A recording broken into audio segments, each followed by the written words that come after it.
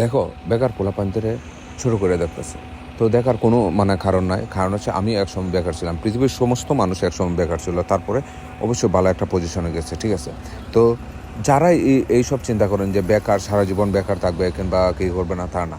দেখবেন যে অ্যাক্টিভ পোলা আছে কিনা, ঠিক আছে। বেকার মাঝে কিন্তু অ্যাক্টিভ পোলা আছে, এরা যদি কাজ শুরু করে না, ওরা বিরাট কিছু হয়ে যাবে।